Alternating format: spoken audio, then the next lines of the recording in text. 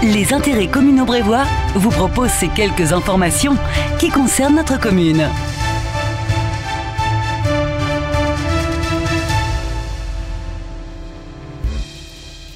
Le SPW effectue des travaux de réfection de la bande de roulage au niveau de la chaussée de Tirlemont. La proximité de ces travaux avec le rond-point du château provoque quelques soucis de circulation, d'où le mécontentement de certains citoyens. Il est utile de rappeler que la commune de Brève n'a strictement rien à voir avec ces travaux qui sont donc effectués par le SPW et non pas par la commune. Une déformation au niveau du revêtement de la chaussée provoquait des vibrations dans les habitations.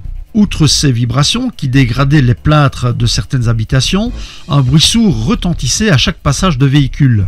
Initialement, une déviation avait été mise en place par le village de Tourine-la-Chaussée, mais nous pouvons facilement imaginer que dévier la circulation d'un grand axe routier via le petit village de l'entité n'a pas dû être très agréable pour les citoyens tourinois. Cette déviation permettait de diriger les usagers vers la rue de la Chaussée romaine et puis sur la Chaussée romaine en direction du rond-point du château. Cependant, à cette intersection persiste un autre problème pour la sécurité des usagers, puisque le manque de visibilité, à gauche comme à droite, dans ce carrefour est problématique sur un aspect de la sécurité routière. Vu le nombre de véhicules qui passent sur cette chaussée et la configuration du chantier, il était donc impossible d'effectuer les travaux sans gêner les utilisateurs de cette chaussée. Un trottoir a été réalisé sur l'accotement de la chaussée de Tirlemont. Certains citoyens se posent des questions sur l'utilité d'un tel trottoir à cet endroit. La situation vécue par les habitants de cette chaussée était problématique dans leur mobilité pédestre.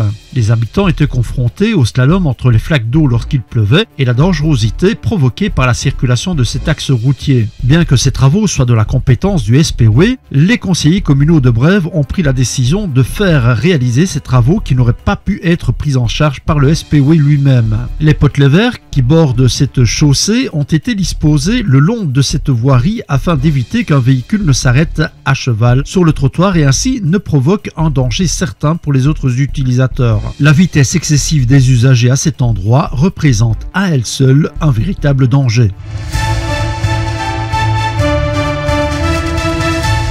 De plus en plus, lors de nos déplacements, nous pouvons voir apparaître de nouveaux pictogrammes peints sur les rues de la commune. Ils représentent un vélo et des chevrons. Ce marquage au sol est dédié aux cyclistes.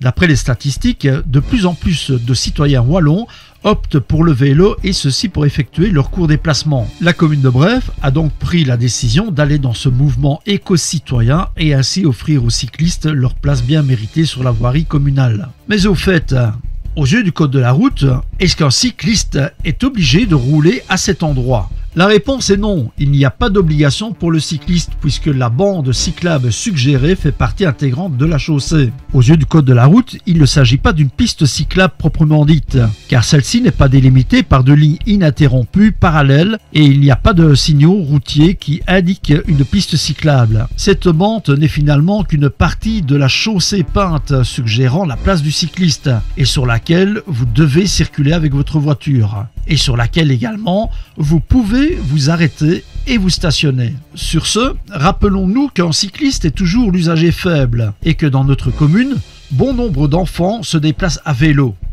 Restons donc prévoyants et vigilants. C'est ce lundi 21 septembre 2020 qu'ont débuté les travaux de la construction d'un pavillon éco-bâti au REH de Brève. Cette nouvelle infrastructure du club de foot du REH Brève viendra se greffer à la buvette existante du club.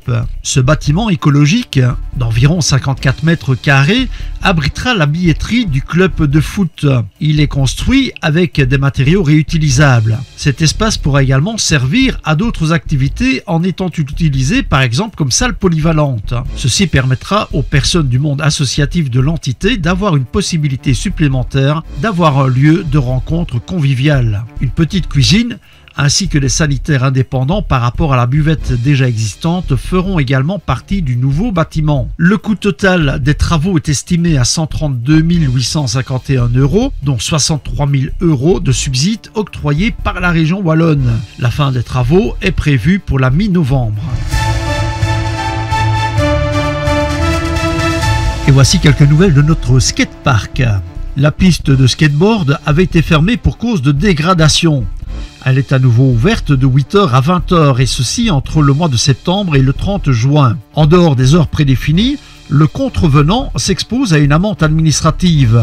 Nous rappellerons que les équipements de protection individuelle sont obligatoires. Cet espace de jeu est déconseillé aux enfants de moins de 8 ans non accompagnés.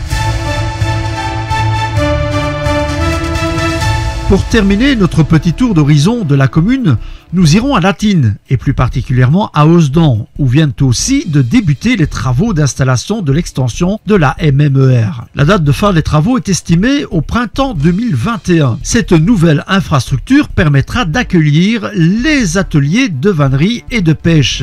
Un service de location de vélos sera également disponible. Une fois de plus, pour la construction de ce bâtiment, la commune et ses conseillers communaux ont privilégié les matériaux naturels et recyclables avec une valorisation importante du sol. Situé dans une zone régulièrement inondée par les crues de la Mehaigne, le bâtiment reposera sur des pieux métalliques afin d'éviter des inondations. Sa structure sera en bois et les murs seront construits avec des pierres issues de déchets de carrière. En ce qui concerne le bardage des façades, il sera réalisé avec du saule. Cette infrastructure est estimée à 490 797 € TVA comprise. Pour la réalisation de cette nouvelle extension de la MMER, celle-ci recevra toutefois divers subsides de la part de Liège Europe Métropole, du Commissariat Général du Tourisme ainsi que de la MMER elle-même. Intérêts communaux brévois, donnons la parole aux citoyens. Et c'est ici que se termine notre premier journal visuel de l'ICB Intérêts communaux brévois. Notre volonté est d'informer au mieux la population brévoise.